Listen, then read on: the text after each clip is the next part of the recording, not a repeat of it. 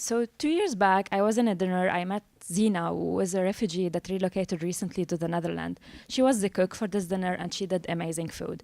She shared with me her story and her ambition of opening her own restaurant. And I helped her as much as I could through building her website, improving her English, connecting her to some people. Now Zina became the first woman since then to register her own business in the Netherlands. She even cooked for the Queen.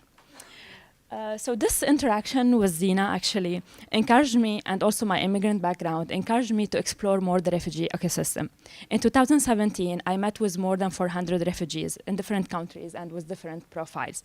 I also met with more than 50 refugee organizations interested in nurturing or recruiting refugee talent. And this exploration of the refugee space allowed me to identify 3 main challenges hindering refugee integration in the workforce. The first one, there is no single platform where any refugee anywhere can access and filter all the opportunities available to them, and where any company or employer or organization can access and filter refugee talent.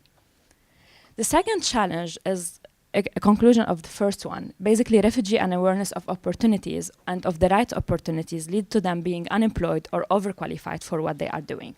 And finally, the large number of refugees and the diversity of their profiles and the diversity of opportunities makes manual matching used by governments and NGOs not scalable and not efficient. So these shortcomings led to the birth of Rafiqi, which is an online platform that leverages artificial intelligence to provide a real-time and customized matching between refugees and opportunities, including jobs, trainings, education, and mentors. So why AI? Because it's a buzzword? No, not really. Because basically, given the diversity of refugees and of profiles, AI revealed to be like the most relevant technique to provide an automated, scalable, yet customized matching between 2 very diverse pools of refugees and of opportunities. This is the overview of our minimum viable product. So we have a UI where the refugee can input anonymized data that will be used to refine opportunity selection using a decision tree-based matching algorithm in the back end. The feedback, like the results, will feed into the UI, and the end user will have the opportunity to rate this outcome to make the matching algorithm better with time. I can dig deeper into this later. So now let's talk about the business model. Our business model can be a combination of any of these 3 options. The first option being opportunities providers paying for ads to have their post pushed to the right audience of refugees. Second option is one-time fee paid for each job placement happening through our platform. And the third option is an outsourced AI service that we provide using our algorithm to other companies with or other projects with similar matching component. The team. So me, Gida, so we're both like immigrants. We have an immigrant background from the Middle East. I have a strong background in computer science, data science, working most recently for Facebook. And Suzanne has a strong background in marketing and partnership, and she's a Yahoo ex-employee. So now we're currently piloting in the UK. Our goal over the remaining of this year and next year is to pilot in other European countries, mainly Germany and the Netherlands, and also to pilot also in Jordan, where Suzanne is based. We also aim to go beyond the MVP stage, especially on the UI side of things. So this is why we're looking into hiring a UI and UX person, if you know anyone, preferably with a refugee background. And definitely we would like to start creating a mobile app by the end of next year. Thank you, and yeah, you can contact us here. Thank you.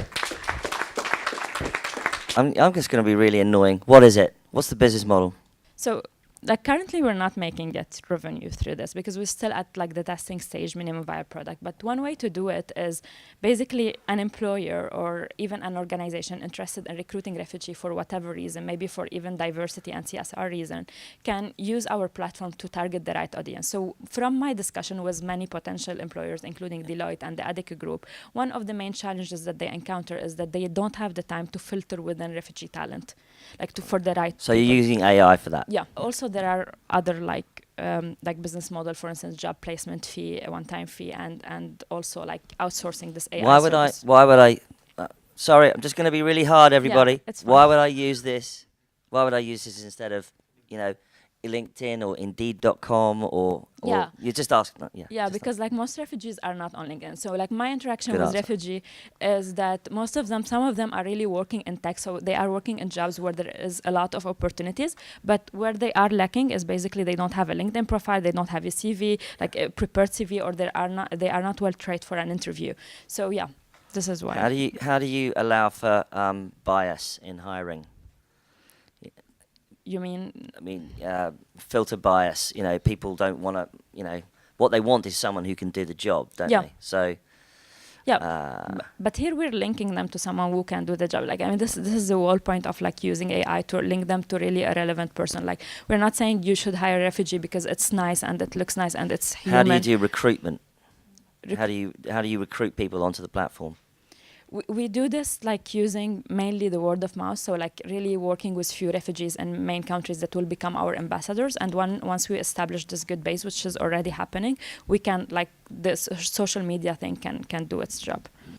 Thank you for a very nice presentation. Thank you. So what's your biggest challenge right now? Yeah, thank you for the question.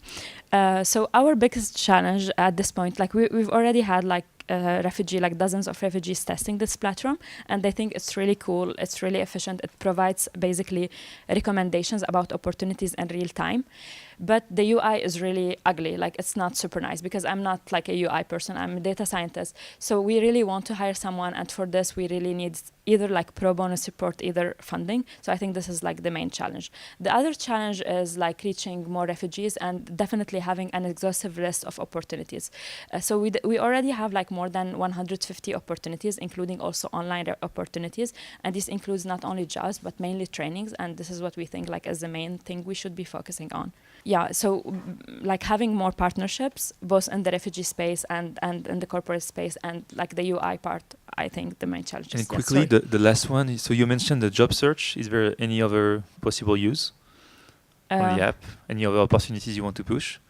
There's job opportunities, training courses, university degrees, mentorship. There's all these. It's a very diverse type of opportunities. And just to touch on what you had asked is, what makes this special? It's not just the fact that the refugees are not on LinkedIn, but that there really isn't a solution out there that's one platform that has all of these components, that brings together all the opportunity providers and all the refugees. Awesome. Thank you very much, Rafiqi.